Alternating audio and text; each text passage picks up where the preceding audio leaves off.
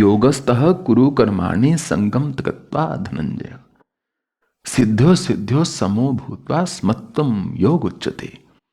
कि पहले भगवान ने बोला देखो युद्ध करो, फिर बोला नहीं करोगे तो अकीर्ति होगी, फिर बोला सांख्य के अनुसार वो पहले बोल दिया कि आत्मा अमर है इसलिए घबराओ मत, न हन्यते हन्यमाने शरीरे, ना मरता है ना कोई मार रहा है, कम घात्यति हंति कम, कौन मार रहा है कौन मर रहा है ये तुम्हारी मूर्खता है, मूढ़ता है, इसमें मत पड़ो।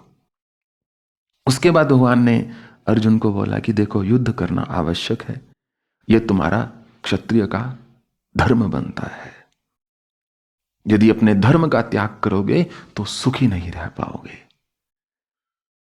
फिर श्री कृष्ण ने अर्जुन को कहा कि तुम्हें केवल कर्म करने का अधिकार है, योगस्तः कुरु कर्माणि, योग में स्थित होकर, अर्थात अपनी आत्मा को परमात्मा के साथ मिलाकर जो व्यक्ति कर्म कर पाता है या करता है, वो वही बात होती है कि एक छोटे से पावर हाउस में बड़े पावर हाउस का कनेक्शन लग गया है, फिर उसकी ऊर्जा का कई कोटि गुना विकास हो जाता है, कई करोड़ गुना बढ़ जाती है।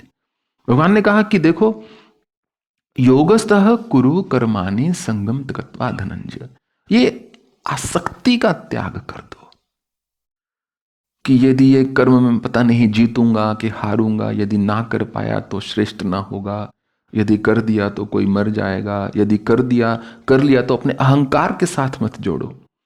इन other words it was something like don't take it personally.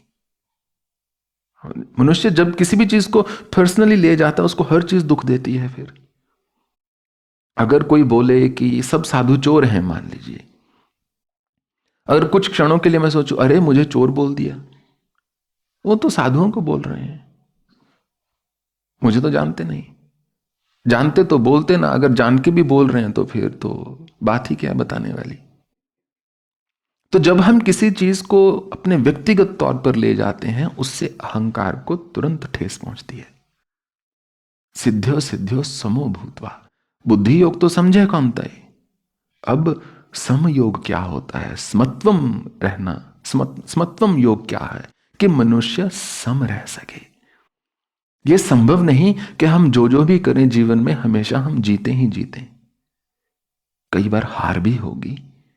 हारने से ये नहीं हम कमजोर हो गए या दूसरा व्यक्ति बलवान हो गया, हारना भी जीवन का एक रंग मात्र है।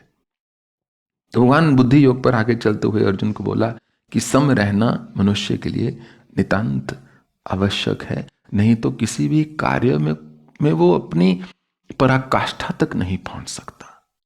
हमेशा यदि जो व्यक्ति टेंस रहेगा, स्ट्रेस्ड आउट रहेगा, वो तंग ही होगा, खुल के अपने पंख नहीं फैला पाएगा।